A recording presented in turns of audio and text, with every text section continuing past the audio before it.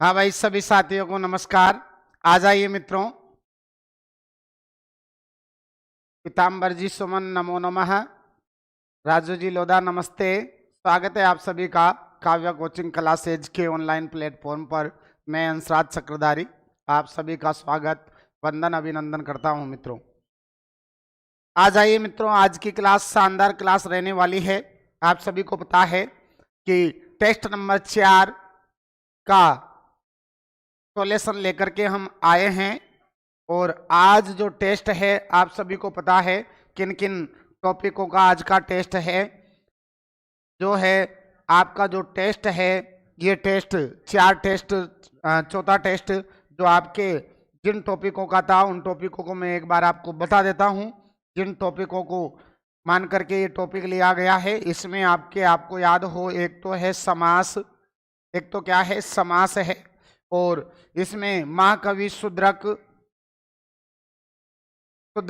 और भवभूति भवभूति इनसे संबंधित ये आपके 100 प्रश्न हैं।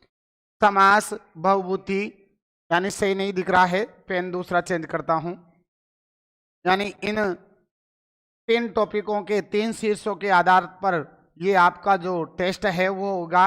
एक तो है समास, दूसरा है महाकवि शुद्रक का जो मृच्छकट्टिकम है उससे संबंधित प्रश्न, और महाकवि भवभूति के 3 रूपक हैं, उत्तर रामचरित्रम, महावीर चरित्रम और मालती माधव। इनसे संबंधित ये आपका टेस्ट रहने वाला है। आर डी धाकड़ नमो नमः। राजू जी लोधा समास शुद्रक भवभूति बिल्कुल बिल्कुल। अनूप जी नमस्कार। रागिनी जी गुड इवनिंग। तख्त सिंह जी नमो नमः। चलिए, स्वागत है आप सभी का। करते हैं आज का सेशन हम प्रारंभ, आज की क्लास को प्रारंभ करते हैं मित्रों। आ जाइएगा। इस क्लास में ये मैं कह सकता हूं कि आपने इस क्लास को अच्छे से किया तो आपका महाकवि शुद्रक, भवभूति और समास का कोई प्रश्न आपका गलत नहीं होगा। बहुत शानदार क्लास रहने वाली है। और यहाँ पर जो प्रश्न हैं मित्रों, वो वास्तव में मैंने मेहनत करके एक एक प्रश्न को इस तरह यहाँ पर प्रश्न बनाए गए हैं जिससे पूरा मतलब जो महाकवि शुद्रक है तो शुद्रक का पूरा परिचय यहाँ पर आ जाए, पूरी रचना का पूरा जो निचोड़ है वह यहाँ पर प्रश्नों के माध्यम से आ जाए। ऐसे प्रश्नों को यहाँ पर रखा गया है। उबरू प्रश्न आए या ना आए, लेकिन जितनी भी मैं बातें आपको बताऊंगा उससे बाहर एक भी प्रश्न नहीं जाएगा, ऐसा मैं आप लोगों से को आश्वासन कर सकता हूं कह करके। जितेंद्र जी नमो नमः है, स्वागत है। आइए करते हैं आज की क्लास को प्रारंभ। अभी तक भी जिन लोगों ने हमारे यदि वर्तिका ऐप को डाउनलोड नहीं किया तो मित्रों प्ले स्टोर से इस ऐप को डाउनलोड कर लीजिएगा। देखिएगा यहाँ पर जो वर्तिका ऐप है उसे आप डाउनलोड कर लीजिएगा। और यदि आपको परचेड कोर्स खरीद करके भी संस्कृत का अध्ययन करना है तो फिर यहाँ पर आपको कोर्स उपलब्ध होंगे मित्रों। चलिए आइएगा, करते हैं। ये 11 टेस्टों की श्रृंखला है, चौथा टेस्ट। 4 टेस्ट आपके ऐप में डल चुके हैं और लगभग अब यूं मान लीजिएगा कल परसों रोजाना एक एक टेस्ट डलने वाला है। आपको पता है 4 दिन तक अपनी क्लास होती है, 3 दिन क्लास नहीं होती है, गुरु शुक्र शनि। तो ये 4 दिन है, 4 ही दिन में 4 टेस्ट, यानी 8 टेस्ट आपके कंप्लीट हो जाएंगे मित्रों। चलिए, और कोशिश करूंगा कि टेस्ट भी लगभग एक वीडियो में पूरे 100 प्रश्न आपसे कराए जाएं, ऐसी मैं कोशिश करूंगा। अगले आज तो हम 50 ही करेंगे, लेकिन आगे वाले वीडियो में 100 करने की कोशिश करेंगे। चलिए लीजिएगा, पहला ही प्रश्न आपके समक्ष है और शानदार प्रश्न है। अनेक प्रश्नों को समाहित करके एक प्रश्न बनाया गया है, मतलब बहुत सारे प्रश्न, इसी प्रश्न से बहुत सारे प्रश्न बन सकते हैं। क्या प्रश्न है, आइएगा जानते हैं। पहला प्रश्न, महाकवि शुद्रक के विषय में उचित कथनम नास्ति। ध्यान दीजिएगा मित्रों, क्या पूछ रहा है, उचित कथन नहीं है, मतलब 3 तो सही कथन है, एक असत्य कथन है, उसी का आपको चयन करना होगा यहाँ पर।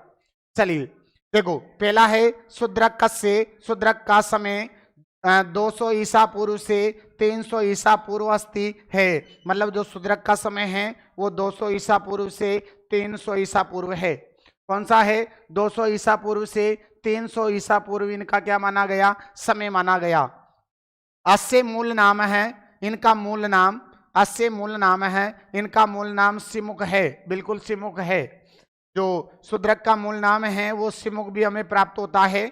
और लब्धा आयु, प्राप्त करके आयु, शताम 110 दिन सहितम, 10 दिन मतलब 110 वर्ष की आयु में शूद्रक ने अग्निम प्रविष्ट है, अग्नि में प्रवेश किया। ये भी तथ्य सही है कि जो शूद्रक की आयु है वो 110 दिन मानी गई है। कितनी मानी गई है? 110 दिन।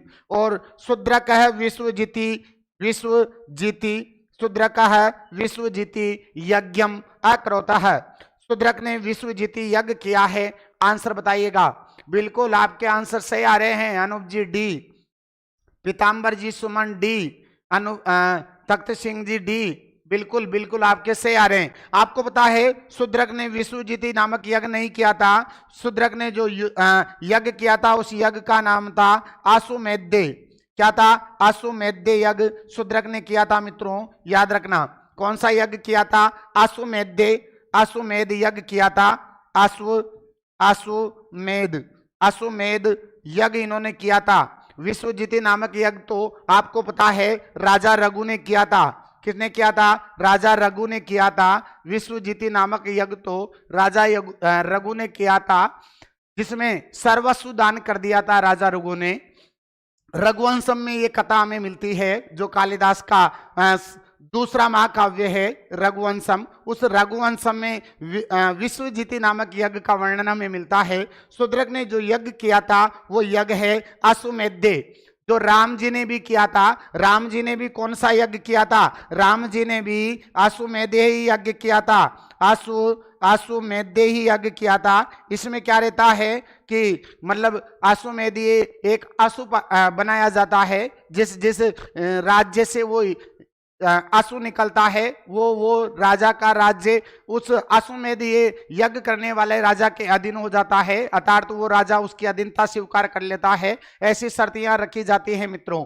तो विश्वजीति नामक यज्ञ तो किसने किया था? राजा रघु ने किया था। और शूद्रक ने कौन सा यज्ञ किया था? अश्वमेध यज्ञ किया था। इसलिए आपका जो आंसर होगा वो 4 यहां पर आपका आंसर हो जाएगा। शूद्रक यहां पर शूद्रक ने जो यज्ञ किया था वो विश्वजीति न करके कौन सा किया था मित्रों? विश्वजीति न कर करके अश्वमेध यज्ञ करने का काम शूद्रक ने किया था साथियों।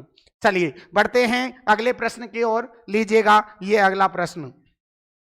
अगला प्रश्न है माँ कवि शूद्रकस्य रचना वर्तते। माँ कवि शूद्रक की रचना है, बताइएगा। माँ कवि शूद्रक की रचना है चारुदत्त। चारुदत्त आपको पता है किसकी रचना है? माँ कवि बास की रचना है, जिसमें आपको पता है कितने अंक हैं? 4 अंक हैं। मृच्छकटिकम महावीर चरित्रम, महावीर चरित्रम आपको याद है किसकी रचना है? भवभूति की रचना है, जिसमें कितने अंक हैं मित्रों? 7 अंक हैं। और मालविका अग्निमित्रम, मालविका अग्निमित्रम किन की रचना है? कालिदास की रचना है मित्रों। कालिदास का रूपक है, जिसमें 5 अंक हैं मित्रों। कितने हैं? 5। और मृच्छकटिकम शूद्रक की रचना है, जिसमें आप सभी को पता है कितने अंक हैं? 10 अंक हैं। कितने अंक हैं? 10 अंक हैं। तो बिल्कुल आपके आंसर एकदम सही आ रहे हैं साथियों, बिल्कुल सही ट्रिक पर आप लोग हो। तो यहाँ पर जो आपका जवाब है वो हो जाएगा नंबर 2 यानी बी नंबर आपका यहाँ पर आंसर में हो जाएगा। मृच्छकटिकम में आपका यहाँ पर सही जवाब होगा साथियों।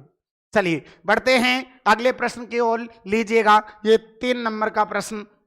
ये 3 नंबर का प्रश्न बहुत शानदार प्रश्न है। अनेक प्रश्न इसमें से बनाए जा सकते हैं, अनेक प्रश्नों का प्रश्न है। यूं मान लीजिएगा क्या है?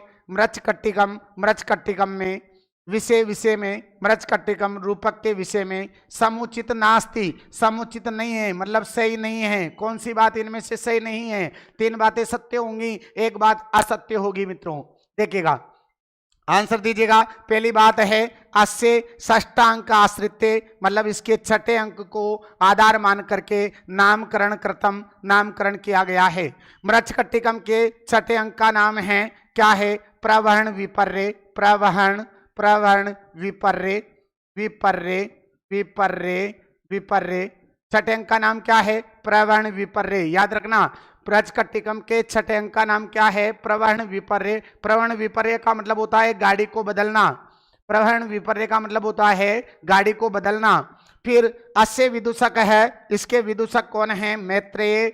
और फिर देखो इदम, इस रूपक में 10 अंक युक्तम, 10 अंक युक्त प्रकरणम अस्ति, ये 10 अंकों से युक्त प्रकरण है।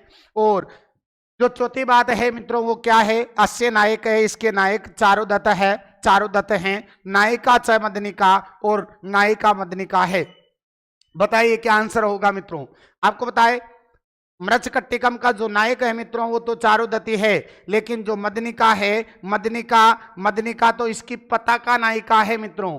कौन सी नायिका है? पताका नायिका है। चारुदत्त तो नायक है और नायिका के रूप में यहाँ पर कौन है मित्रों? वह है वसंत सेना, जो उज्जैन की गणिका है। वसंत सेना यहाँ पर नायिका है, इसलिए जो आपका आंसर होगा कुलजा नायिका, कुलजा नायिका, नायिका वसंत सेना। बिल्कुल अनूप जी, कुलजा नायिका, कुलजा नायिका वसंत सेना है। और मुख्य नायिका कह दो, कुलजा नायिका कह दो, वो कौन है? वसंत सेना है। और पताका नायिका के रूप में है, पताका नायिका कौन है? मदनिका। क्योंकि जो ये मृच्छकट्टिकम है इसमें दो प्रेम कहानियां एक साथ चलती है, चारुदत्त और वसंत सेना की। और दूसरी जो है मदनिका और सर्वलिक, दोनों की प्रेम कहानी यहाँ पर चलती है। एक सर्वलिक है, सर्वलिक और मदनिका की कहानी, दूसरी कहानी साथ में चलती है। इसलिए आपका यहाँ पर जवाब के रूप में जो है चौथा ऑप्शन यहाँ पर आपको मानना होगा। कौन सा ऑप्शन मित्रों? चौथा ऑप्शन यहाँ पर आपका जवाब हो जाएगा। चलिए, बहुत शानदार आपके शशांक जी शर्मा। सी नहीं होगा क्योंकि इसमें 10 अंकों से युक्त प्रकरण है। बिल्कुल 10 अंक हैं और ये प्रकरण ही है। और प्रकरणों में भी कैसा है? संकीर्ण। कैसा प्रकरण है मित्रों? ये संकीर्ण है। संकीर्ण का मतलब होता है जहां पर दूरता दिखाई गई हो, जहां पर दूरता दिखाई गई हो, ऐसे प्रकरण को कहा जाता है संकीर्ण प्रकरण। क्या कहा जाता है? संकीर्ण प्रकरण। और ये संकीर्ण प्रकरण श्रेणी का प्रकरण है मित्रों, इसलिए यहां पर जवाब क्या हो जाएगा? 4 आपका यहां पर जवाब के रूप में स्वीकार करना होगा। चलते हैं अगले प्रश्न की ओर, लीजिएगा अगला प्रश्न। काव्यानाम नामकरणे, काव्यों के नामकरण में असत्य, क्या पूछ रहा है मित्रों? असत्य कथनम वर्तते, असत्य कथन है।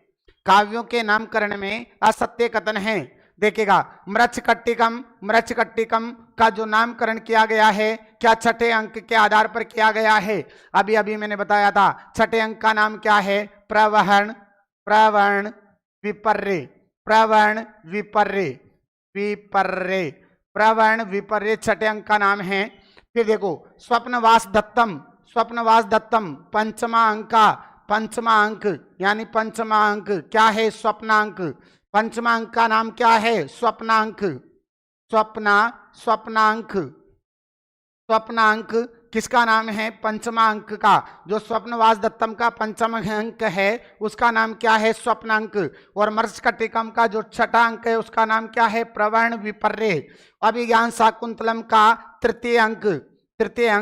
और प्रतिभा नाटक का जो तृतीय अंक है, प्रतिभा नाटक का जो प्रतिमा की घटना है, वो मतलब जो इक्ष्वाकुंस के राजाओं की प्रतिमा की घटना है वो किस में है? तृतीय अंक में है। बिल्कुल तृतीय अंक में। लेकिन जो अभिज्ञान शाकुंतलम, अभिज्ञान का मतलब होता है पहचानना, शकुंतला को पहचानना, पहचानने का जो नामकरण था वो अंगुलिका के माध्यम से था, अंगूठी के माध्यम से था। और ये जो घटना थी मित्रों वो तृतीय अंक की ना होकर के ये घटना थी मित्रों कौन से अंक की? चतुर्थ अंक की। कौन से अंक की थी? चतुर्थ अंक की। अर्थात यहाँ पर जो असत्य मेलन है वो यही हो जाएगा। कौन सा हो जाएगा? ऑप्शन नंबर 3 यहाँ पर आपको जवाब के रूप में स्वीकार करना होगा। क्या जवाब हो जाएगा आपका? सी। बिल्कुल आपके से आंसर आ रहे थे, इसलिए यहाँ पर आपको जवाब क्या मानना पड़ेगा? सी मानना पड़ेगा। क्योंकि अभिज्ञान शाकुंतलम का जो नामकरण है वो चतुर्थ अंक की घटना के आधार पर इसका नामकरण माना जाता है।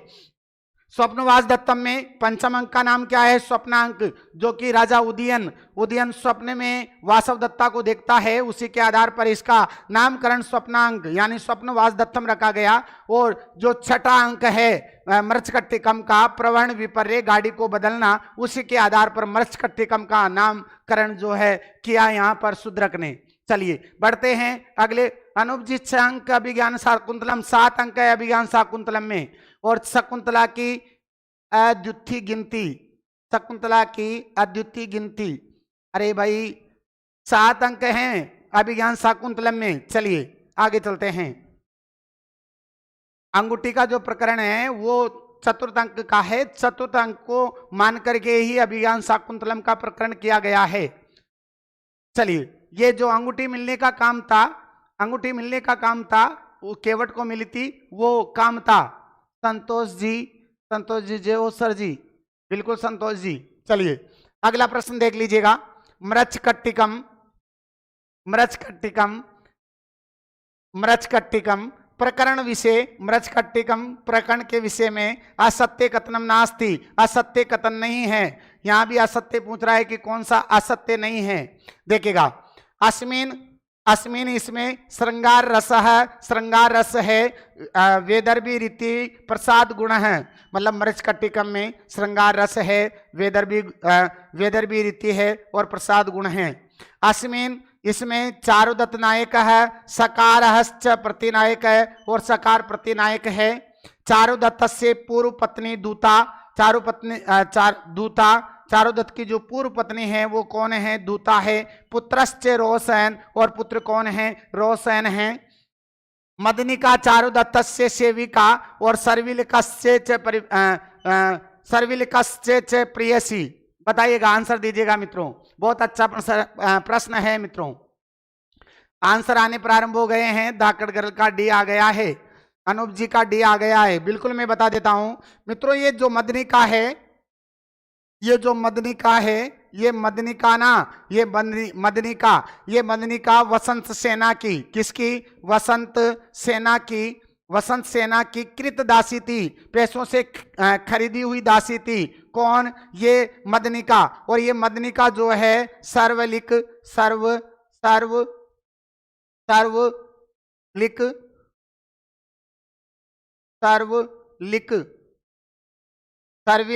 लख मदनिका लिखता हूं मैं, मदनिका। ये मदनिका जो है वसंत सेना की तो क्या थी? कृतदासी। और सर्विलक की क्या थी? ये सर्विलक की ये प्रेयसी थी मित्रों। सर्विलक की क्या थी? प्रेयसी।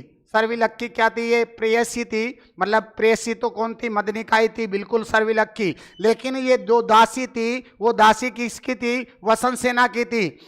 चारुदत्त की जो दासी थी उसका नाम तो था मित्रों, उसका नाम तो था रदनिका। क्या नाम था? रदनिका नाम था। चारुदत्त की सेविका का नाम तो क्या था? रदनिका था। जो रदनिका थी वो मैत्रेय, किसकी मित्रों? मैत्रेय की प्रेयसी थी। किसकी प्रेयसी थी? मैत्रेय की। जो विदूषक है मैत्रेय चारुदत्त का, मतलब मृच्छकट्टिकम में जो विदूषक है मैत्रेय की प्रेयसिका है कौन? रदनिका। और चारुदत्त की कौन है? ये सेविका है। चारुदत्त की तो सेविका है और मैत्रेय की कौन है? प्रेयसी है, प्रेमिका है। लेकिन ये जो मदनिका है ये वसंत सेना की है। इसलिए आपको जो जवाब है वो जवाब हो जाएगा नंबर चौथा ऑप्शन। यहाँ आपको जवाब के रूप में नंबर 4 को ही स्वीकार करना होगा। आप लोगों को क्लास में आनंद आ रहा होगा मित्रों ये बातें जान करके। यदि आपने अच्छे से मेरे से थ्योरी पढ़ी हो, जिन लोगों ने भी, और मेरे से न पढ़ करके बाहर से भी कहीं से पढ़ी हो, पूरी कहानी मतलब बड़ी रोचक मृच्छकट्टिकम की शानदार कहानी है। 32 पात्रों का वर्णन है, 25 पुरुष हैं, 7 स्त्रियां हैं इसमें मृच्छकट्टिकम में। चलिए जानते हैं आगे। अगला प्रश्न देखिएगा मित्रों। अगला प्रश्न आपके समक्ष वसंत सेना या दासी आसीता है। शानदार प्रश्न है, दे दीजिएगा उत्तर। ये आपको पता है रदनिका किसकी सेविका है? ये रदनिका है चारुदत्त की सेविका। चारुदत्त की सेविका चारुदत्त की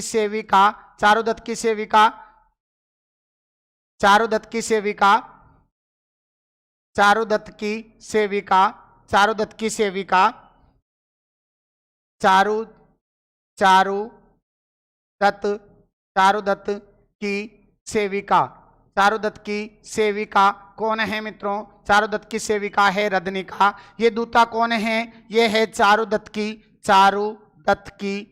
चारुदत्त की पूर्व पत्नी, पहली पत्नी, पूर्व पत्नी। चारुदत्त की पूर्व पत्नी कौन है?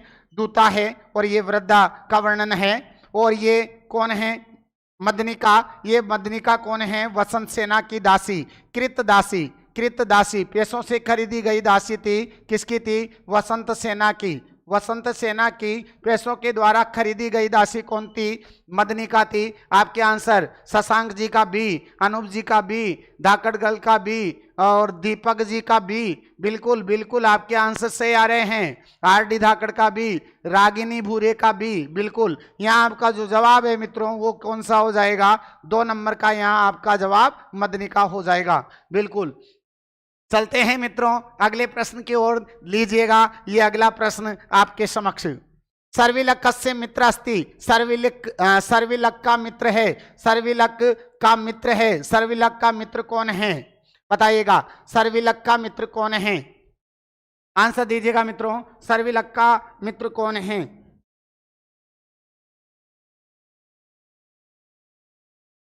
सर्विलक का मित्र कौन है? सर्विलक का मित्र कौन है? अनूप जी, मदनिका सर्विलक से प्यार करती थी। बिल्कुल करती थी।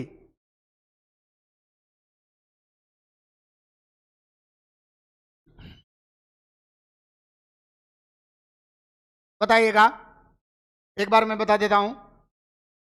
ये पालक हैं वर्तमान राजा। वर्तमान राजा, वर्तमान राजा मतलब उस समय मृच्छकटिकम का राजा कौन था? पालक। आर्यक कौन है? आर्यक है भविष्य का, भविष्य का, भविष्य का, भविष्य का राजा, भविष्य का राजा, भविष्य का राजा कौन है? आर्यक है।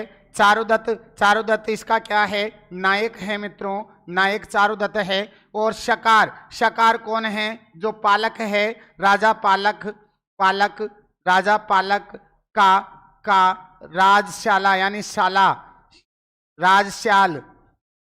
पालक कौन है मित्रों? राजशाल, राजा का साला, राजा का साला, राजशाल, शाल राजा का साला है। कौन है? ये शकार, यानी जो राजा पालक हैं, पालक का साला कौन है? शकार है। और ये क्या पूछ रहा है? सर्विलक से मित्र अस्ति, जो सर्विलक है, जो मदनिका का प्रेमी है, उसका मित्र कौन है? आंसर दीजिएगा।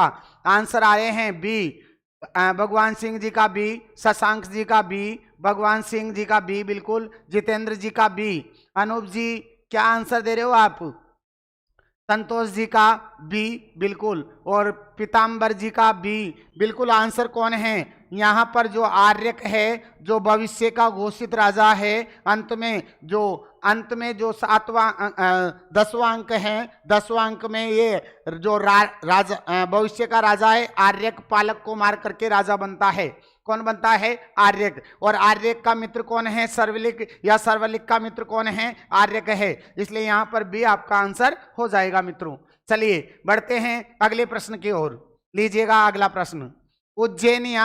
उज्जैनी की प्रसिद्ध गणिका कौन थी? उज्जैन की प्रसिद्ध गणिका कौन थी? क्या रदनिका थी? क्या वसंत सेना थी? क्या मदनिका थी? क्या दूता थी? आपको बताए ये रदनिका तो कौन है? चारुदत्त, चारुदत्त, चारुदत्त की सेविका, चारुदत्त की सेविका कौन है? रदनिका। और वसंत सेना कौन है?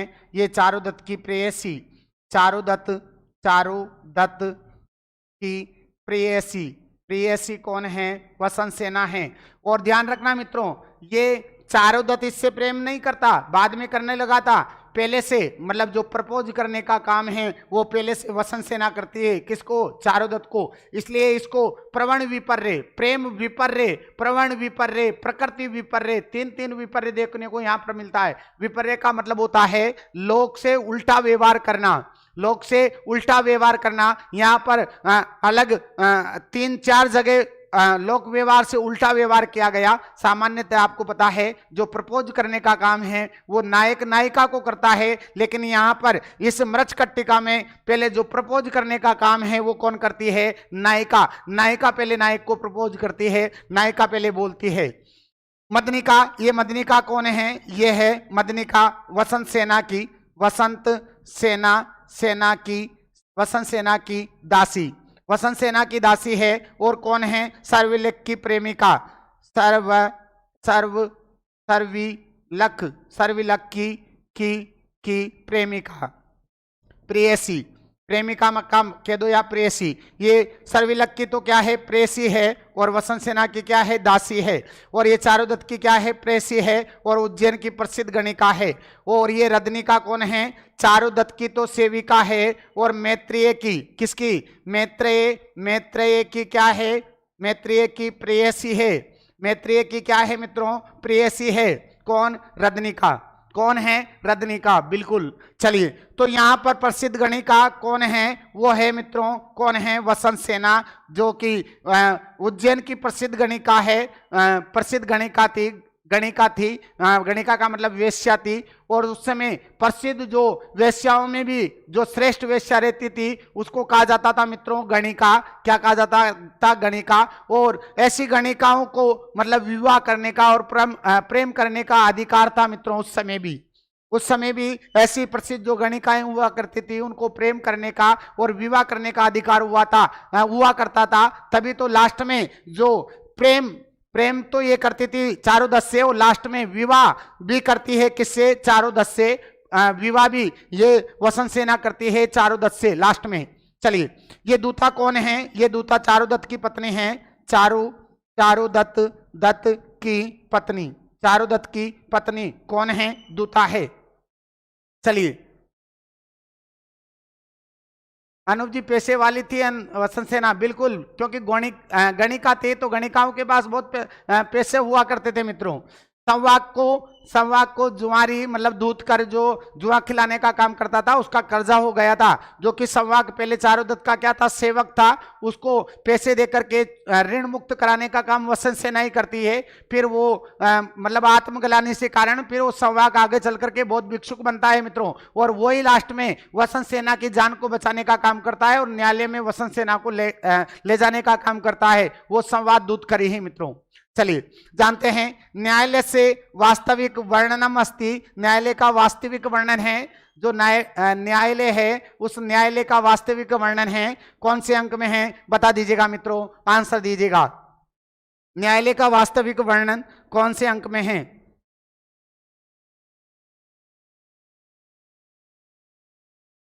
8वें अंक का नाम याद आया आपको, ये 8वें अंक का नाम है, वो 8वें अंक का नाम है वसंत सेना, वसंत सेना मोटन, वसंत सेना मोटन। 8वें अंक का नाम क्या है, वसंत सेना मोटन, मतलब वसंत सेना का जो गला घोटने की क्रिया थी, गला घोटने का जो प्रसंग है वो किसमें था, 8वें अंक में, जो कि 8वें अंक में जो राजा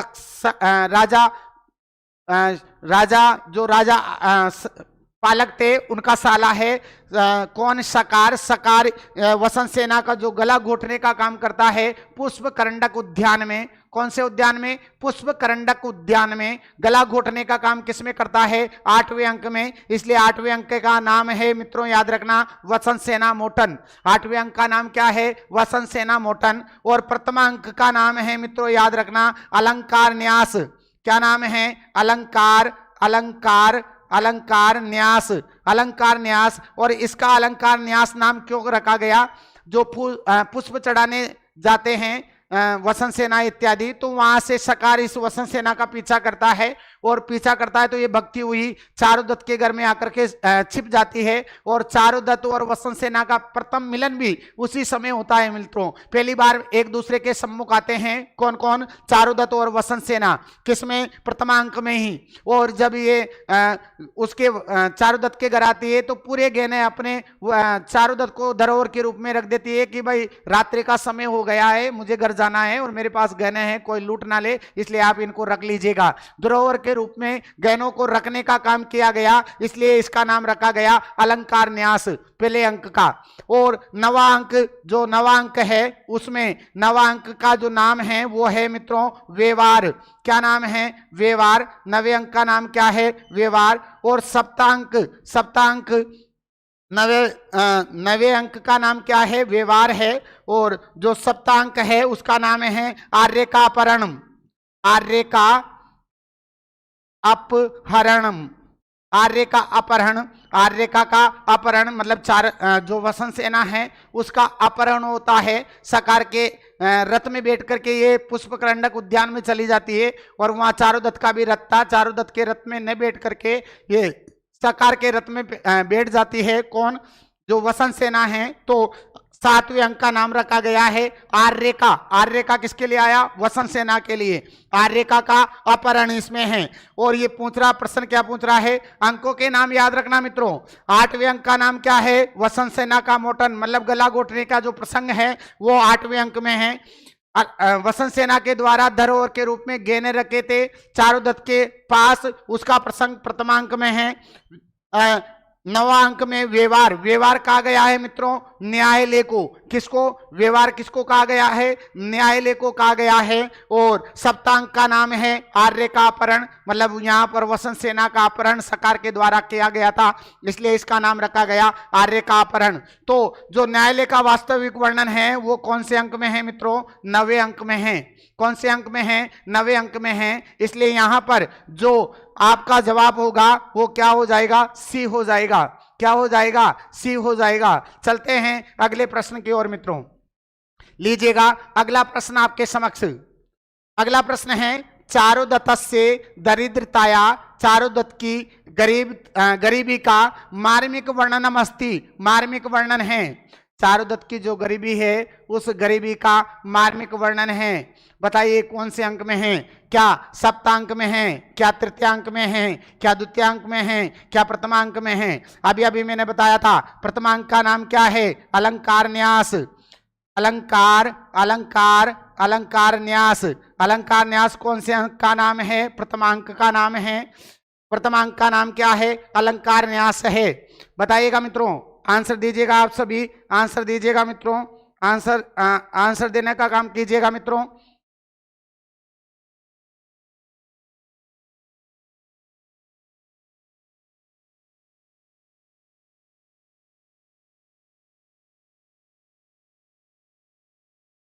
बताइएगा। दूसरे अंक का नाम है जुआ खिलाने का काम दूसरे अंक में होता है, इसलिए इसका नाम है संवाहक। संवाहक द्युतकर। संवाहक द्युतकर इसके दूसरे अंक का नाम है। और तृतीय अंक का नाम और सप्तमांक का नाम, सप्तांक का नाम अभी अभी आपको मैंने बताया था, अगले प्रश्न में देख लीजिएगा। सप्तांक में क्या नाम बताया था? आर्य का अपहरण। सप्तांक में क्या बताया था? आर्य का अपहरण। अपहरण आर्य का यानी वसंत सेना का अपहरण। और तृतीयांक, तृतीयांक बताइएगा मित्रों। आंसर आने प्रारंभ हो गए हैं।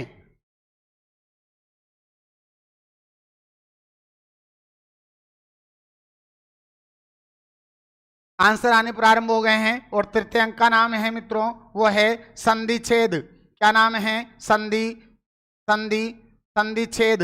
तृतीय अंक का नाम क्या है? संधि छेद।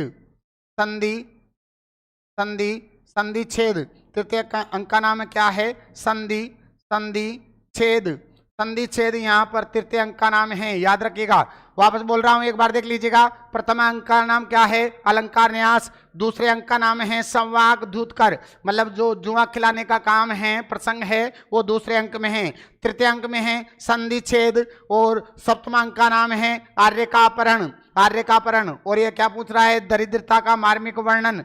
मतलब पहले तो ये धनवान रहता है और सर्वस्व दान करने के कारण ये गरीब हो जाता है।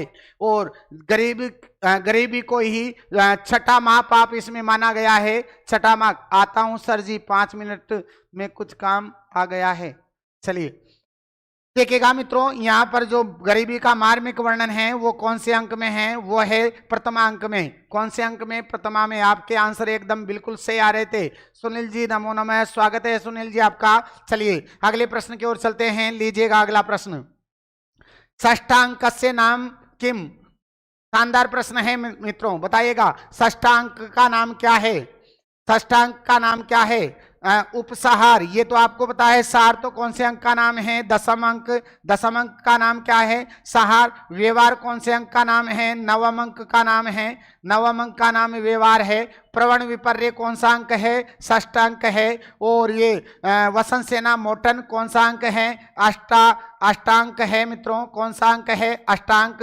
तो यहाँ पर षष्ठांक का नाम क्या है तो आप बता दीजिएगा क्या है षष्ठांक का नाम। अब आप क्या जवाब आ रहे हैं? अब आ रहे हैं जब मैंने सब कुछ लिख दिया है। जब मैंने सब कुछ लिख दिया है तब जाकर के मित्रों आपके जवाब आ रहे हैं। तो यहाँ पर जो छठा अंक है उसका नाम क्या हो जाएगा मित्रों, वो हो जाएगा प्रवहन विपर्य। गाड़ी को बदलना, गाड़ी का अदला बदली करना प्रवहन विपर्य है।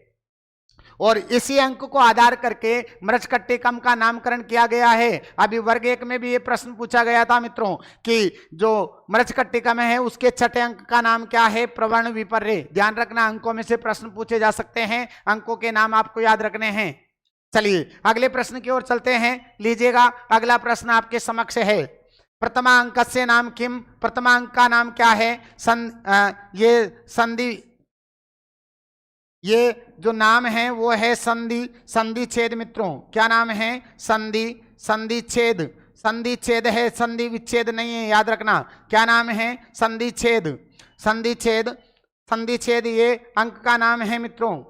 चलिए बताइएगा संवाग दूत कर कौन से अंक का नाम है, अभी अभी मैंने बताया था दूसरे अंक का नाम है। अलंकार न्यास कौन से अंक का नाम है, पहले अंक का नाम है। और मदनिका सर्वलिक, मदनिका सर्वलिक बताइएगा कौन सा अंक है, मदनिका सर्वलिक, मदनिका सर्वलिक कौन सा अंक है बता दीजिएगा मित्रों। मदनिका सर्वलिक कौन सा अंक है, मदनिका जो सर्वलिक है, मदनिका व सर्वलिक है वो कौन सा अंक है।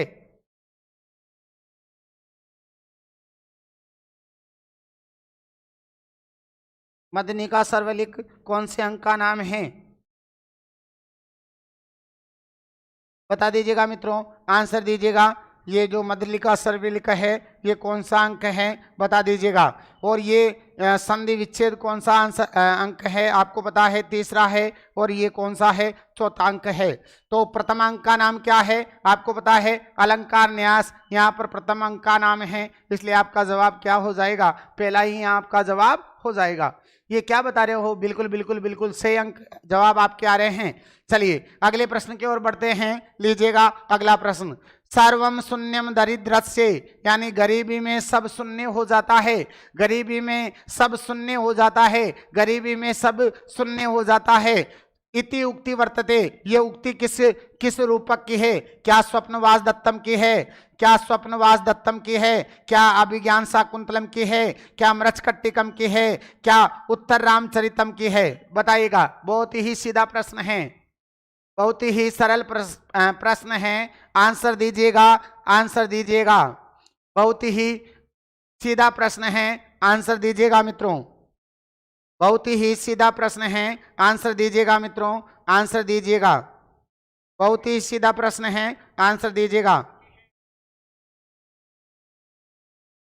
क्लास अच्छी लग रही हो तो एक बार लाइक भी कर दीजिएगा मित्रों, क्लास आपको अच्छी लग रही हो तो लाइक भी कर दीजिएगा। आंसर आने प्रारंभ हो गए मित्रों, बिल्कुल आपके सही आंसर आ रहे हैं, बिल्कुल आपके आंसर सही आ रहे हैं। रागिनी जी, रागिनी जी का 3 आया है, रितु जी का सी आया है, सुनील जी का स आया है बिल्कुल, और दीपक जी का सी आया है बिल्कुल। यहाँ पर जो आपका आंसर, यहाँ पर आपको आंसर के रूप में स्वीकार करना होगा। मतलब जो ये सर्वम शून्यम दरिद्रस्य जो सुक्ति है वो किसकी है, मृच्छकटिकम की है कि गरीबी में सब कुछ शून्य हो जाता है, जब ब्राह्मण चारुदत्त निर्धन हो जाता है तब ये उक्ति बोली गई है। चलिए सर्वत्र आर्जवम, सर्वत्र आर्जवम शोभते, मतलब सभी जगह सरलता सुशोभित होती है। आर्जवम का मतलब होता है सरलता, सभी जगह सरलता सुशोभित होती है। इति उक्ति वर्तते, ऐसी उक्ति कहाँ बोली गई है, क्या मृच्छकटिकम में बोली गई है, क्या महावीर चरित्रम में बोली गई है, क्या उरुभंगम में बोली गई है, क्या प्रतिज्ञा योगंधारायण में बोली गई है बताइएगा आंसर। शशांक जी का सी, इसका दीजिएगा आप तो। सर्वत्र आर्जवम शोभते, सभी जगह सरलता सुशोभित होती है, सभी जगह सरलता सुशोभित होती है, आंसर दीजिएगा। आंसर आ गए हैं, दाकटगल का आंसर आया है ए, बिल्कुल। क्या आंसर हो जाएगा, यहाँ पर ए आपको जवाब के रूप में स्वीकार करना होगा, यहाँ ए आपका आंसर हो जाएगा मित्रों। चलिए अगले प्रश्न की ओर लीजिएगा, 15वें नंबर का बहुत ही शानदार प्रश्न है मित्रों, पूछने योग्य प्रश्न है। लिम्पति तमो अंगानी वर्षति वांजनम नभः, नभः इति उक्ति वर्तते। असत्पुरुषस्य दृष्टिर विफलता वह मतलब यहाँ पर मानो अंधकार अंगों को लोप रहा है, काजल आंखों की काजल आकाश से काजल की आकाश काजल सी वर्षा कर रहा है, मानो मानो अंधकार अंगों को लोप रहा है, और जो आकाश है नभ है वो वांजनम काजल सी वर्षती ही वह वर्षा सा कर रहा है। ऐसी उक्ति कौन से रूपक में हमें मिलती है? क्या मृच्छकटिकम की है, क्या दरिद्र चारुदत्त की है, क्या बाल चरितम की है, क्या सर्वेबी की है? बताइएगा आंसर, आंसर दीजिएगा। बहुत ही शानदार प्रश्न है, दीजिएगा मित्रों आंसर, आंसर दीजिएगा। आंसर आ रहे हैं RDA, रागिनी जी ए, और हरगोविंद जी का ए, अनूप जी का ए, और राजू जी लोधा का आंसर आया है एकदम करेक्ट। क्या बात है, थैंक यू राजू जी, बहुत अच्छी तैयारी आपकी। अनूप जी का ए, राजू जी का डी, बिल्कुल डी। ये जो उक्ति है मृच्छकटिकम में भी मिलती है मित्रों, दरिद्र चारुदत्त में भी मिलती है, बाल चरितम में मिलती है। मैंने बताया था भास के परिचय में, भास का जो रूपक हैं दो रूपकों में लिम्पति तमो अंगानी वर्षति वांजनम नभ है उक्ति मिलती है, दरिद्र चारुदत्त में और बाल चरितम में। और मृच्छकटिकम में भी सेम यही उक्ति मिलती है, अर्थात तीनों ही रूपकों में ये उक्ति मिलती है। इसलिए यहाँ पर जो जवाब है आपका वो क्या हो जाएगा? सर्वे अपी हो जाएगा। क्या हो जाएगा? सर्वे अपी हो जाएगा। ध्यान रखना, 3 ग्रंथों में ये उक्ति, ये सुक्ति हमें प्राप्त होती है, 3 अंकों में ये सुक्ति हमें प्राप्त होती है, 3 अंकों में, 3 रूपकों में, ध्यान रखना। चलिए चलते हैं अगले प्रश्न की ओर। ये लीजिएगा अगला प्रश्न। मृच्छकटिकस्य कुलजा नायिका वर्तते, मृच्छकटिकम की कुलजा नायिका है, बताइएगा। मृच्छकटिकम की कुलजा नायिका है, आंसर दीजिएगा। क्या मदनिका है, क्या दूता है, क्या वसंत सेना है, क्या चारु सेना है? चारु सेना तो कोई पात्र ही नहीं है मित्रों, चारुदत्त है, चारु सेना नाम का कोई पात्र नहीं है। बताइएगा, आंसर दीजिएगा, आंसर दीजिएगा मित्रों, आंसर दीजिएगा मित्रों, बताइएगा। कुलजा नायिका है, कुलजा नायिका कौन है? अनूप जी का सी, अनूप जी का सी आ रहा है, अनूप जी का सी आ रहा है। कुलजा नायिका कौन है बता दीजिएगा।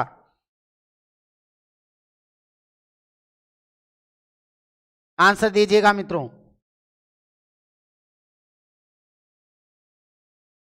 आंसर दीजिएगा, आंसर दीजिएगा।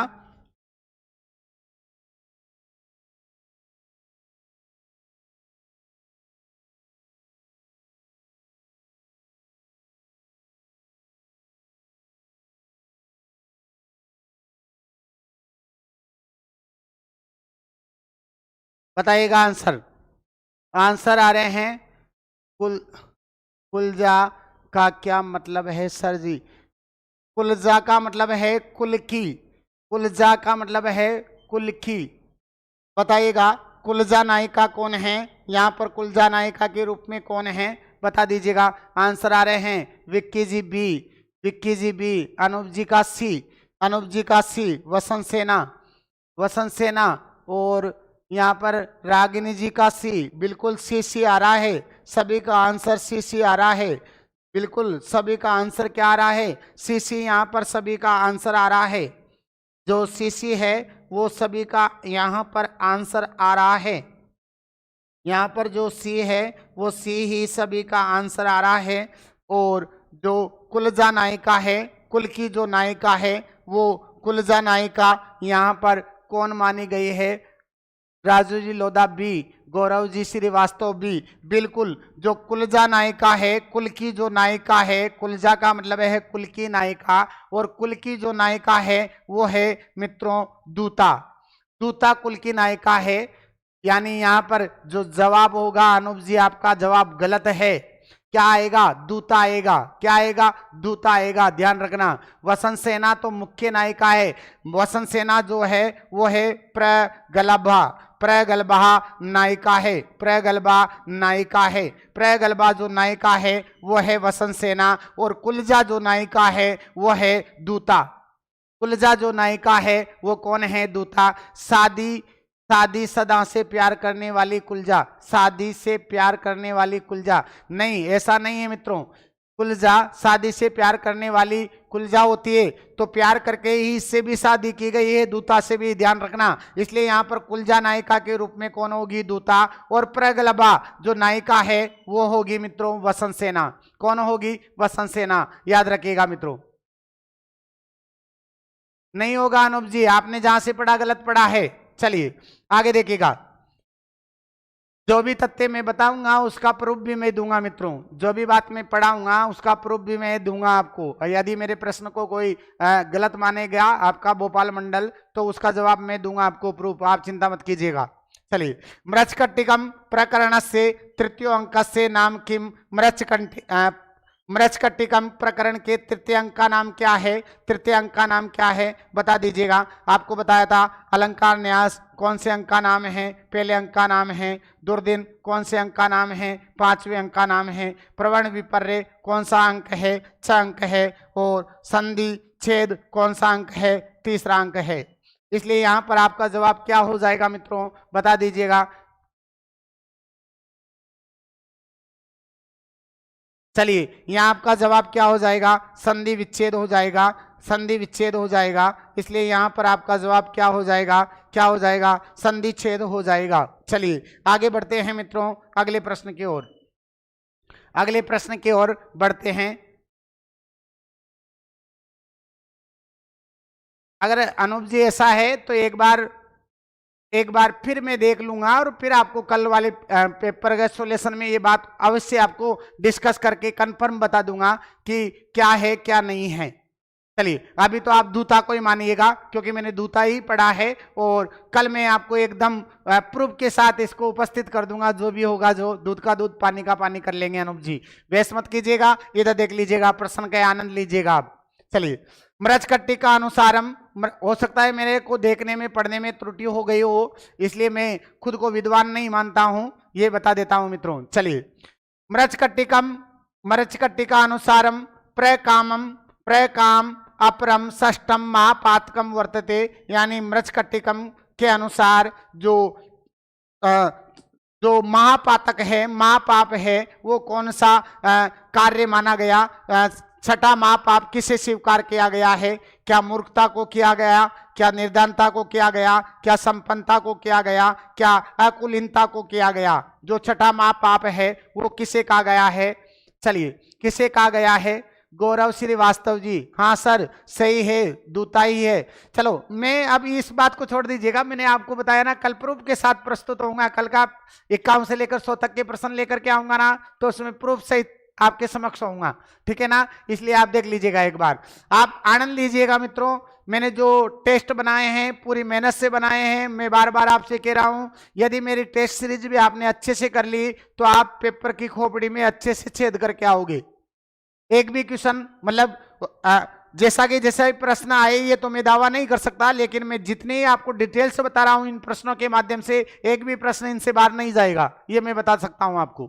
चलिए, बिल्कुल बिल्कुल आपके आंसर से आ रहे हैं। अनूप जी का भी आ गया है, हर गोविंद जी का भी आ गया है, किरण लोधा जी का भी आ गया है। बिल्कुल, जो छठा महापाप है वो गरीबी को कहा गया है। किसको कहा गया है? गरीबी को। चलिए अगले प्रश्न की ओर चलते हैं, लीजिएगा अगला प्रश्न 19वें नंबर का प्रश्न। मृच्छकटिके सर्वलिको हस्ति। मृच्छकटिकम में सर्वलिक है, क्या नायक है?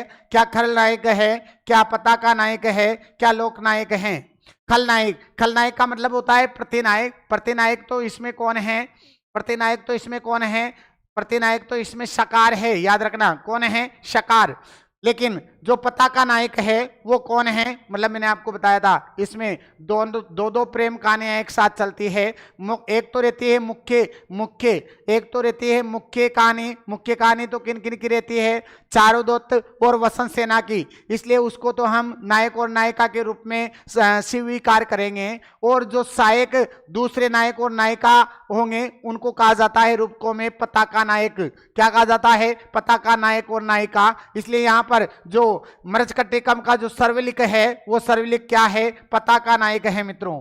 याद रखना, पताका नायिका कौन मानी जाएगी? मदनिका, क्योंकि सर्वलिक की प्रेसी कौन है? सर्वलिक की जो प्रेमिका है वो कौन है? मदनिका है। मदनिका सर्वलिक की जो प्रेमिका है वो कौन है? मदनिका। मदनिका यहाँ पताका नायिका मानी जाएगी और पताका नायक कौन माना जाएगा? सर्वलिक माना जाएगा। चलिए बढ़ते हैं मित्रों अगले प्रश्न की ओर, लीजिएगा ये 20वें नंबर का प्रश्न। चारुदत्त अपरतस्य, चारुदत्त के अपरस से हरण करके स्वर्ण भांड से, सोने के भांड को स्थान पर, मतलब चारुदत्त ने अपहरण हुए सोने के भांड के स्थान पर वसंत सेना के लिए किम प्रेषयति, किसको भेजता है? मतलब जो वसंत सेना गेना दे करके गई थी चारुदत्त को, वो एक भांड में रखे गए थे, तो भांड में मतलब चारुदत्त के घर में सेंध डाल करके ये सर्वलिक उस भांड को ले जाता है। तब लोक अपवास से बचने के लिए जो पूर्व पत्नी है चारुदत्त की वो कौन है? दूता। और दूता जो है अपने रत्नावली गहने को उतार करके देती है किसको? चारुदत्त को, कि आप उस सोने के बदले में इस रत्नावली नामक गहने को दे दीजिएगा। बिल्कुल आपके आंसर सही आ रहे हैं, बिल्कुल सभी के एकदम से आंसर आ रहे हैं। राजू जी का ए, अनूप जी का ए, धाकड़गल का ए, बिल्कुल किरण जी का बी आ रहा है, विक्की जी कामनी का ए आ रहा है। तो बी अभी तक एक का ही आया है, किरण जी का बी, और यहाँ पर आर डी का ए। अरे भाई जो नक्षत्र माला थी वो नहीं थी, कौन सी थी? रत्नावली माला को उतार करके दिया था किसने? दूता को। किसको देने के लिए? वसंत सेना को देने के लिए। इसलिए यहां पर आपका जो आंसर है वो बी होगा। कौन सी माला को दिया था मित्रों? रत्नावली, याद रखना, रत्नावली। क्या दिया था? रत्नावली एक और भी थी प्रसिद्ध नायिका का नाम भी रत्नावली है। जो तुलसीदास जी हैं उन तुलसीदास जी की पत्नी का नाम भी क्या था? रत्नावली था। क्या था? रत्नावली था। किनकी पत्नी का नाम? तुलसीदास जी की पत्नी का नाम भी क्या था? रत्नावली था। रत्नावली से इतना प्रेम करते थे तुलसीदास जी रत्नावली को उनके ससुराल मतलब पियर चली गई थी जब ये गाय चराने का काम करता था। कौन? तुलसीदास जी। जब संध्या को आता है तो रत्नावली नहीं मिलती है, रत्नावली कह करके जाती है कि वो मायके गई है। ये रात को ही चल देता है, बरसात होती है, बरसात में एक शव बेता हुआ आता है, उस शव को पकड़ करके तो ये नदी को पार करता है। और रात्रि में भयंकर झंझार बरसात हो रही है, उनके रत्नावली के महल में पीछे सर्प लटका हुआ था, उसको रस्सी मान करके ये जो तुलसीदास जी हैं रत्नावली के समक्ष चले जाते हैं। तब रत्नावली फटकार लगाती है, कहती है, किनसे कहती है? किनसे? तुलसीदास जी से कहती है, लाज न आवत आपको, मतलब दौड़े दौड़े आए साथ, मतलब लाज ना आवत आपको, दिग दिग ऐसे प्रेम को का कहूं मैं नाथ, अस्थि चर्म में ममता में जैसी प्रीति, ऐसी प्रीति श्री राम मऊ हऊ न भवभूति, जितनो हेत राम से होत राम से जाए, चलो जाए बैकुंठ को रोक न राके कोई। ऐसा ताना मारती है कौन? रत्नावली। तब जाकर के बनते हैं तुलसीदास जी।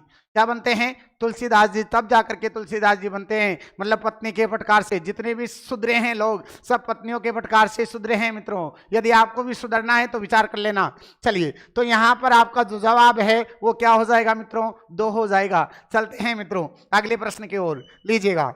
मृच्छकटिकम में कति अंकानि संति, कितने अंक हैं? मृच्छकटिकम जो रूपक हैं उसमें कितने अंक हैं बता दीजिएगा। क्या 7 हैं, क्या 9 हैं, क्या 10 हैं, क्या 5 हैं? बता दीजिएगा मित्रों कितने अंक हैं। यहाँ पर जो अंक हैं वो मृच्छकटिकम में कितने हैं? 10 अंक हैं, इसलिए जवाब के रूप में आपका सी जवाब हो जाएगा। चलते हैं मित्रों अगले प्रश्न की ओर, लीजिएगा अगला प्रश्न। मृच्छकटिक से नांदी पाटे, मतलब नांदी पाठ आपको बताया था, महाकाव्यों में मंगलाचरण कहा जाता है, रूपकों में नांदी कहा जाता है। प्रथम श्लोक को नांदी पाटे, नांदी पाठ में कस्या देवताया, किस देवताया समाधि के माध्यम से रक्षा कामना की गई है। मृच्छकटि में नांदी पाठ में किस देवता की समाधि के माध्यम से रक्षा की कामना की गई है? बता दीजिएगा मित्रों। रक्षा की कामना की गई है, बता दीजिएगा मित्रों। ऑनलाइन क्लास ले रहा हूं, आप भी लो। पे क्लास लो आप।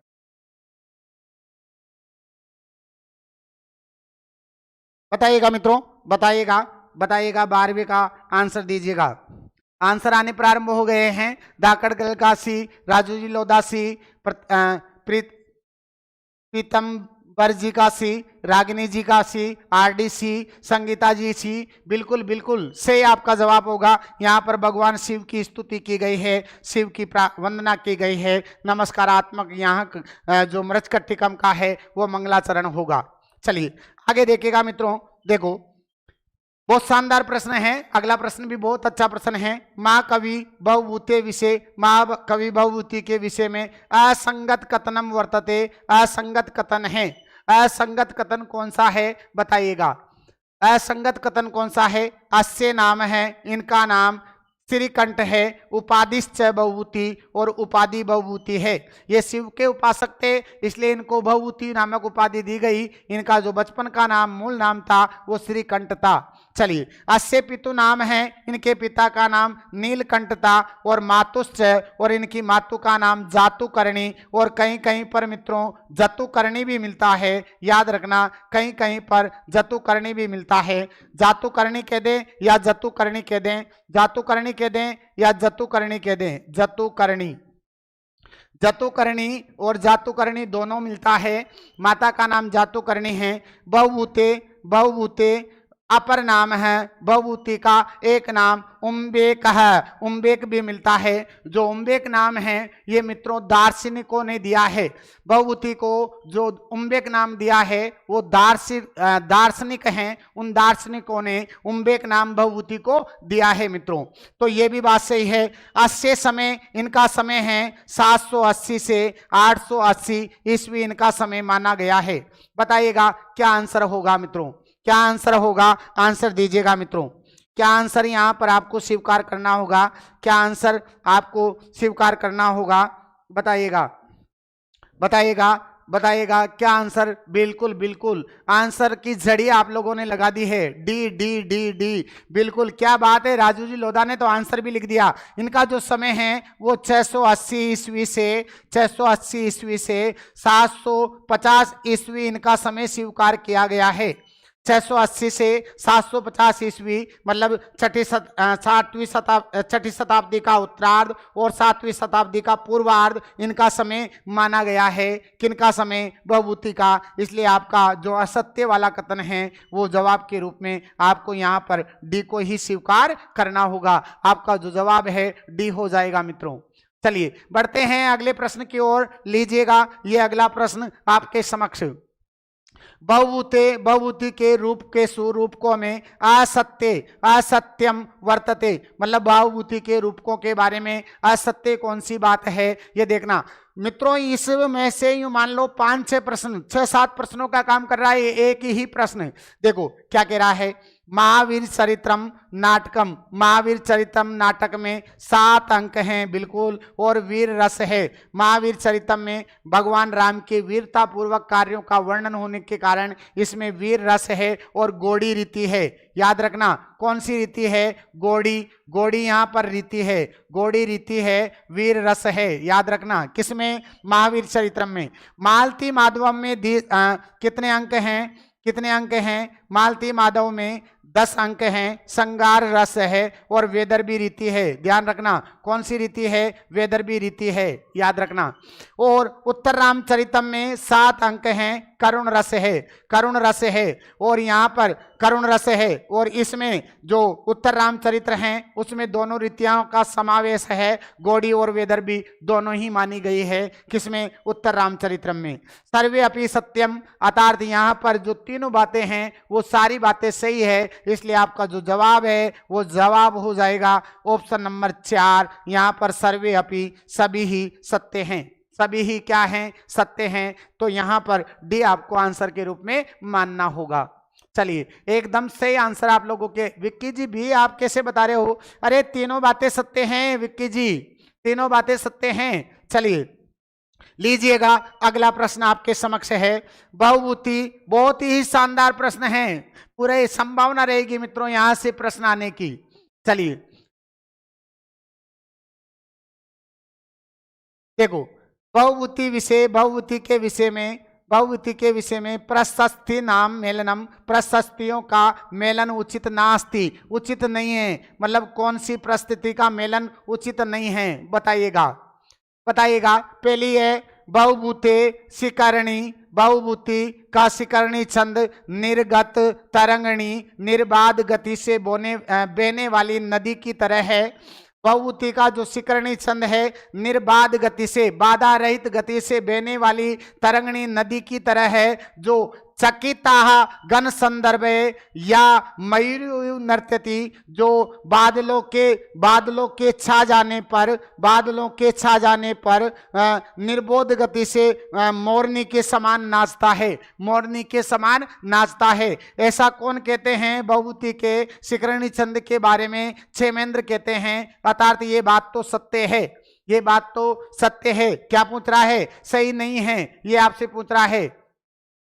राजू जी लोधा,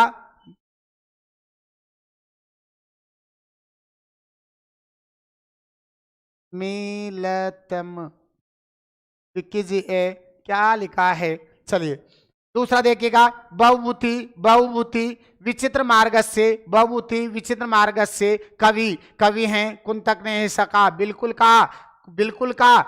मतलब काव्यों में विचित्र मार्ग को अपनाने का जो श्रेय है भारवी को दिया जाता है। किसको दिया जाता है? भारवी को। और बहुभूति ने भी उसी मार्ग को अपनाया है, विचित्र मार्ग को, विचित्र मार्ग को अपनाया है। किन्होंने? बहुभूति विचित्र मार्ग के कवि हैं, बिल्कुल हैं। कुंतक ने कहा, कुंतक स्वयं को, मतलब भारवी को, बहुभूति को और कुंतक स्वयं तीनों को ही विचित्र मार्ग के कवि स्वीकार करते हैं।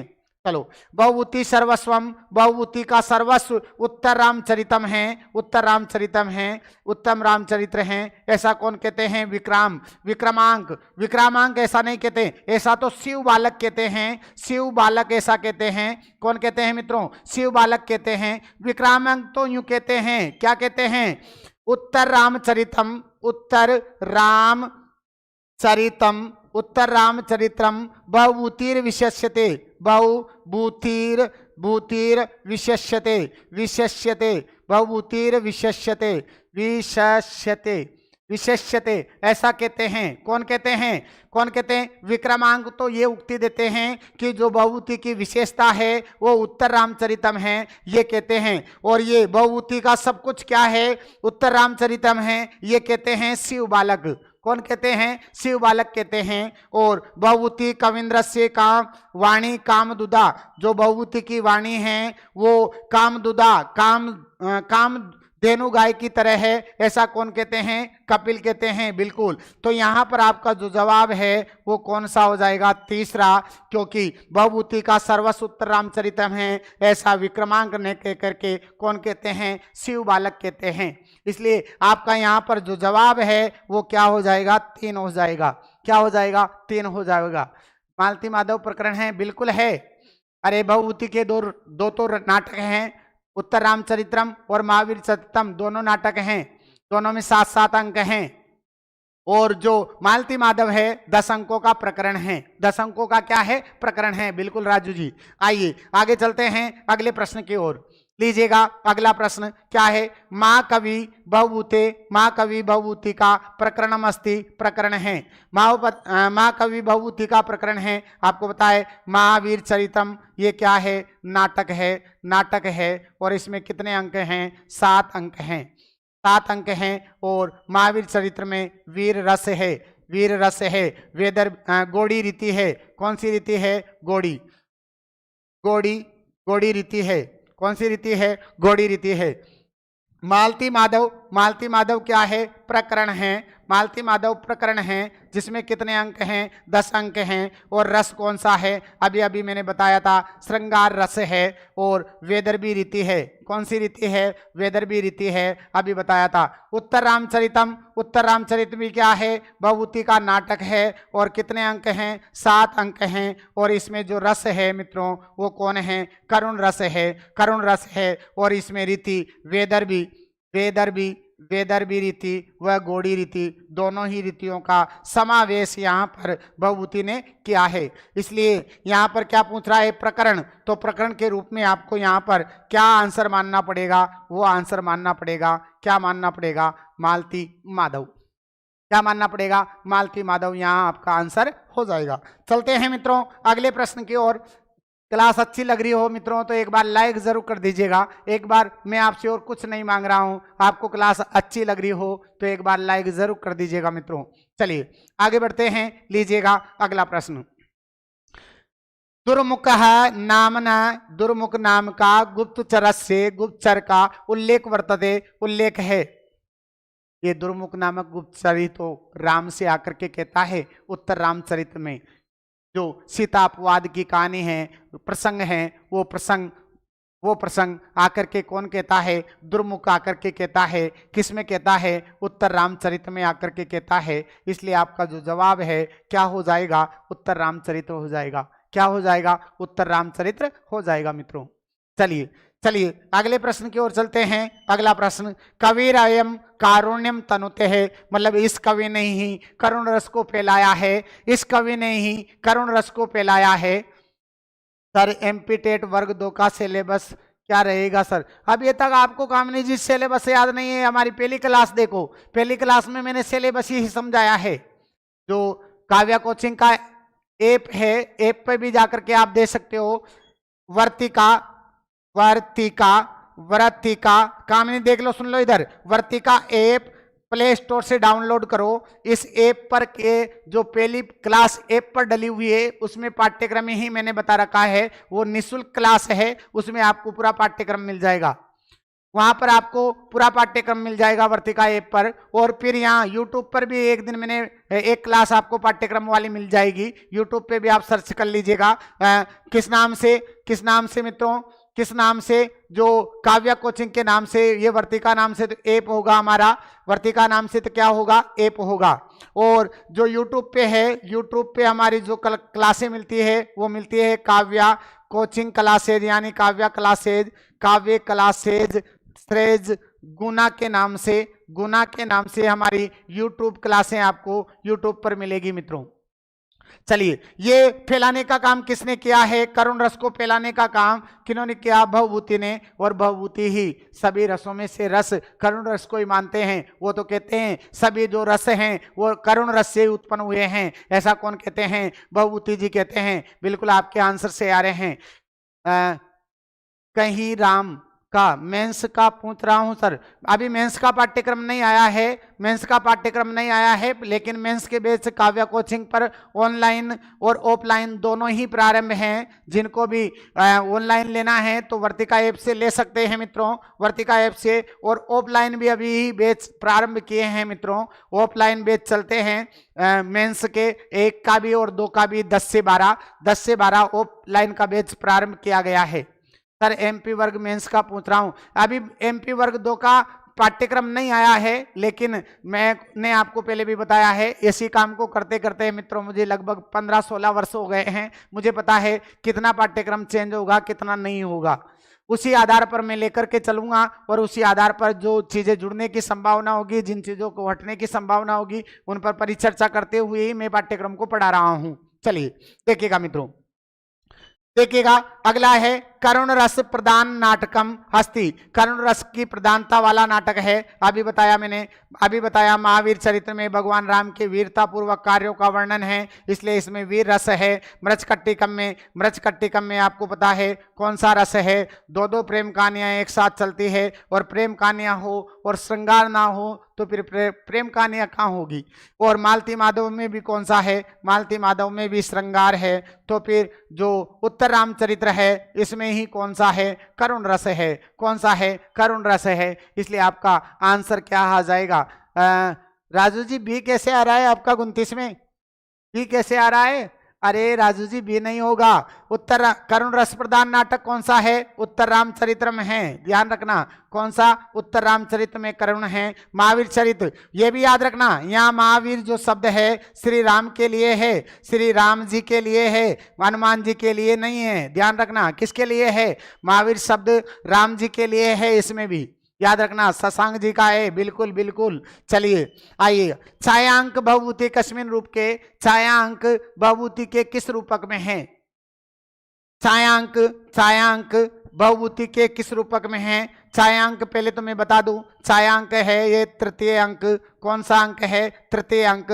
तृतीय अंक जिसका नाम है छाया सीता, छाया सीता, छाया सीता। तृतीय अंक का नाम क्या है? छाया सीता। यानी यहाँ पर राम अनेकों बार मूर्छित होते हैं, अनेकों बार राम मूर्छित होते हैं, तब छाया सीता के द्वारा राम को छूने का, स्पर्श कराने का काम यहाँ पर रूपक में किया गया है। इसलिए इस अंक का नाम, तृतीय अंक का नाम रखा गया छाया सीता। और छाया सीता की कल्पना की गई है कौन से में? जब राम दंडकारण्य में शंबुक का वध कर करके वापस जब पंचवटी आते हैं, तो फिर वहां सीता का ध्यान करके के वो बार बार मूर्छित होते हैं, तब छाया सीता के द्वारा उनको स्पर्श कराने का जो काम है, प्रसंग है, वो है मित्रों कौन से रूपक में? उत्तर रामचरित्रम में। किसमें? उत्तर रामचरिते, उत्तर रामचरित में।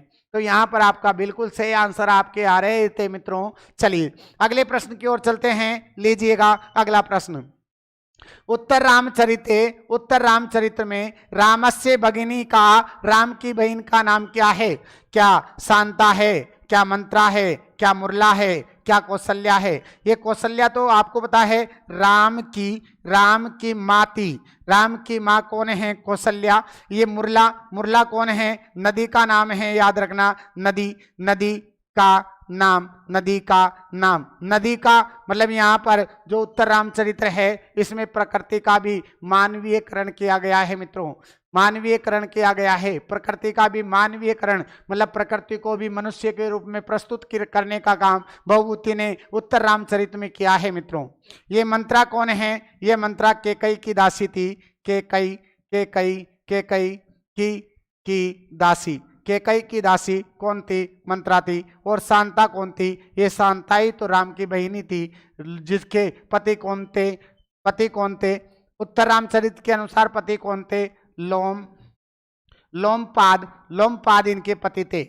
इसके अनुसार मित्रों याद रखना, उत्तर रामचरित के अनुसार लोमपाद इनके पति थे।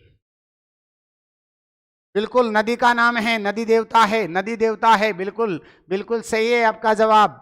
चलिए देखिएगा, उत्तर रामचरित में छायांक वर्तते। छायांक का भी मैंने बताया था। छायांक कौन सा है? तृतीयांक है मित्रों। छायांक कौन सा है? तृतीयांक है। बताइएगा मित्रों, छायांक कौन सा है? तृतीयांक का नाम क्या है? छायांक है। उत्तर रामचरित का जो तृतीयांक है उसी का नाम क्या है मित्रों? छायांक है। उत्तर रामचरित के तृतीय अंक का नाम क्या है? छायांक है।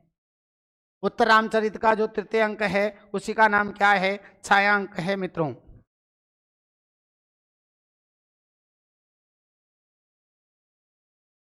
चलिए ये आपको बता दो, इसके भी अंकों के नाम बता देता हूं। प्रथम अंक का नाम है चित्रदर्शन यानी चित्रवृत्ति दिखाने का काम राम सबसे पहले करते हैं सीता को। राम चित्रवृत्ति यानी अभी का एल्बम, उस समय चित्रवृत्ति उसको बोला जाता था, उसको दिखाने का काम प्रथम अंक में है। और जो द्वितीय अंक है कौन सा? द्वितीय अंक। और द्वितीय अंक में जो द्वितीय अंक का यहाँ पर प्रसंग है, वो द्वितीय अंक का जो प्रसंग है वो फिर यहाँ पर चित्र दर्शन देने के बाद में जो सीता है वो सो जाने का काम करती है। तभी जो दुर्मुख नामक जो गुप्तचर है वो अपवाद की प्रसंग राम को आकर के कहता है, तब राम सीता का निर्वासित लक्ष्मण के द्वारा करवाते हैं। तब शंबुक का वध करने के लिए राम दंडकारण्य में जाते हैं। और दंडकारण्य में से जब पंचवटी प्रवेश होता है तो पंचवटी प्रवेश का प्रसंग द्वितीय अंक में है, तो इसका नामकरण किया गया है पंचवटी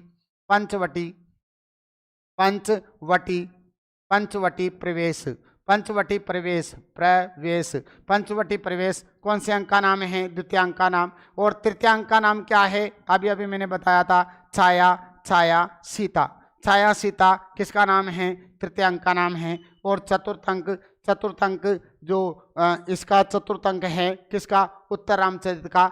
चतुर्थ अंक जो इसका चतुर्थ अंक है वो चतुर्थ अंक का नाम है वो कौशल्याजनक योग। मतलब जो चतुर्थ अंक में है वहाँ से जब श्रृंगी ऋषि के 12 वर्ष के जो श्रृंगी ऋषि है, जो 12 वर्षीय यज्ञ किया था, उससे वापस लौटते हैं। तब जनक कौशल्या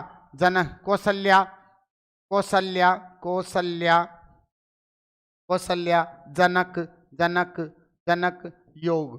चौथे अंक का नाम क्या है? कौशल्या जनक योग। याद रखना। उत्तर रामचरित के पहले अंक का नाम क्या है? चित्त दर्शन। दूसरे का नाम पंचवटी परिवेश। तीसरे का छाया सीता। और कौशल्या जनक योग कौन से अंक का नाम है? चतुर्थ अंक का नाम। प्रसंगों के अनुसार इनको चित्र दर्शन अर्जुन बनाता है। ऐसा तो मैंने नहीं पढ़ा अनूप जी, पर चित्र दर्शन का मतलब है चित्रवृत्ति। अभी का एल्बम दिखाने का काम सीता को कर रहे थे राम।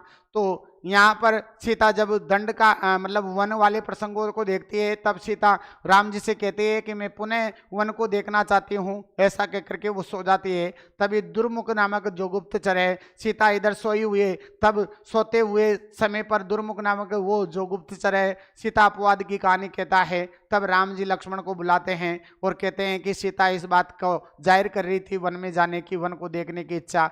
तो सीता को नहीं बताया जाता है और लक्ष्मण के साथ भेज देते हैं। तब जाकर के लक्ष्मण वहाँ कहते हैं। ये ऐसा प्रसंग यहाँ पर है। पूरी कहानियां मैंने आपको पढ़ाई है, तो मैंने बताया है मित्रों। आप अभी प्रश्नों की ओर चलते हैं, क्योंकि ज्यादा समय लगेगा उसमें बातचीत करने पर। चलिए देखिएगा मित्रों।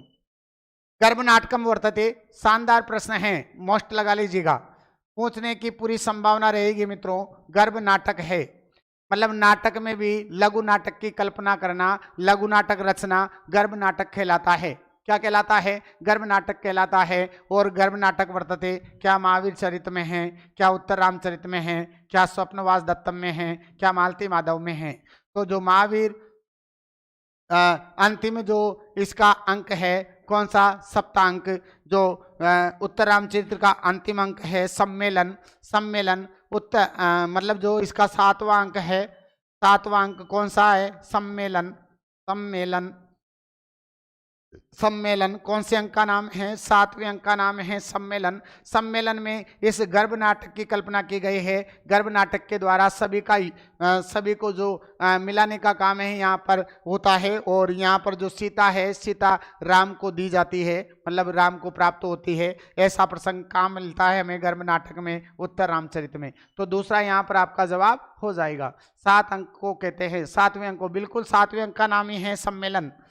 चलिए, सम्मेलन का मतलब हुआ सभी का मेलन, सभी का यहाँ पर मेलन है, जनक कौशल्या इत्यादि सभी का, अरुंधति इत्यादि सभी का। चलिए, लक्ष्मण से पत्नी का, लक्ष्मण की पत्नी आपको पता है मंदोदरी किसकी पत्नी थी? आपको पता है मंदोदरी रावण की पत्नी थी। आपको पता है ये तो तारा थी, तारा किसकी पत्नी थी? बाली की पत्नी थी, बाली की पत्नी थी। अंगद की माता थी, अंगद की क्या थी? माता थी। अंगद की क्या थी? ये माता थी। और सुसेन की पुत्री थी, सुसेन की क्या थी? पुत्री थी। सुसेन की क्या थी? पुत्री थी। ये तारा के पिता का नाम क्या था? सुसेन। पत्नी किसकी थी? बाली की। माता किसकी थी? अंगद की क्या थी? ये माँ थी। अंगद की ये माँ थी। उर्मिला आपको पता है लक्ष्मण की क्या थी? पत्नी। लक्ष्मण की पत्नी का नाम क्या था? उर्मिला। और ये जो श्रुत कीर्ति थी, ये थी शत्रुघ्न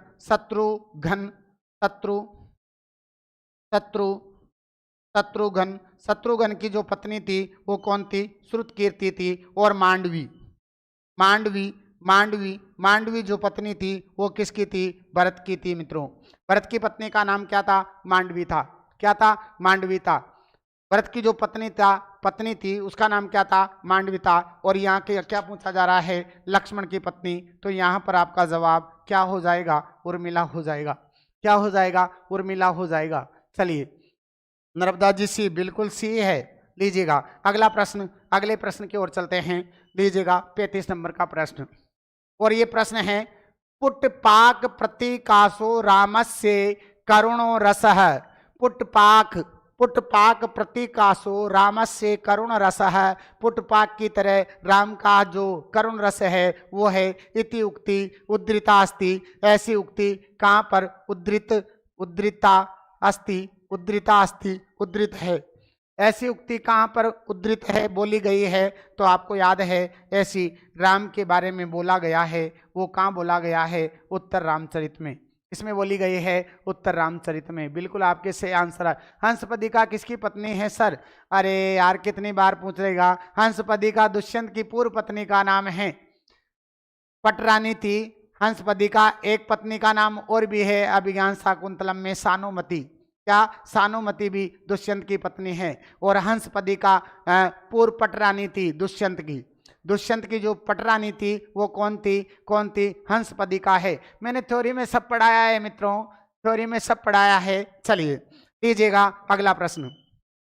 रामचरित्रस्य अंका नाम उचित मेलनम नास्ति। रामचरित्र के अंकों का उचित मेलनम नहीं है, बताइएगा। बहुत अच्छा प्रश्न है। प्रथमांक का नाम बिल्कुल चित्र दर्शन है।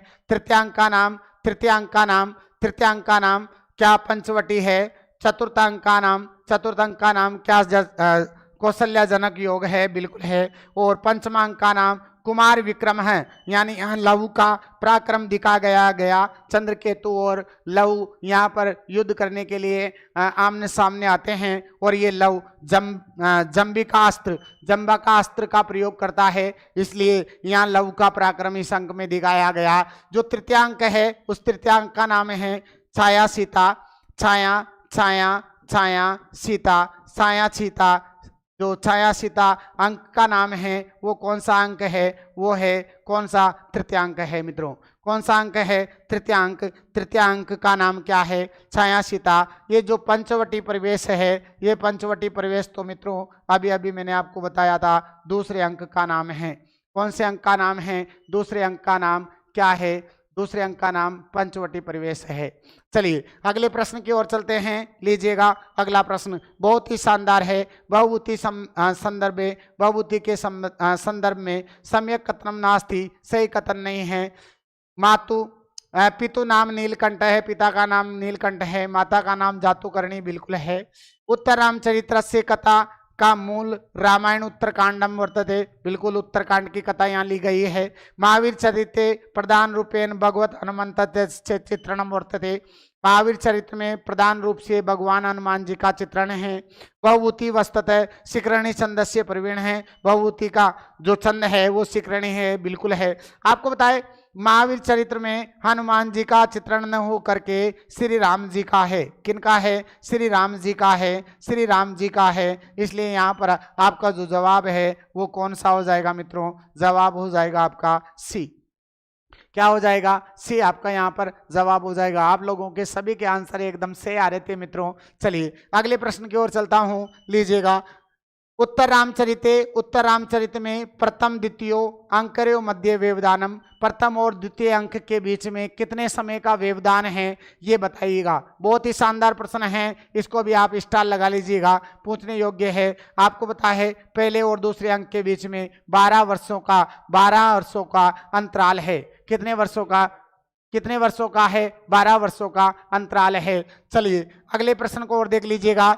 एको रस करुण एवं, एक ही करुण रस है, निमित्त वेदाद, बाकी सभी तो इसी के वेद हैं, इसी से उत्पन्न हुए हैं, ऐसा कौन कहती है? बताइएगा मित्रों। शानदार प्रश्न है। ऐसा कौन कहते हैं?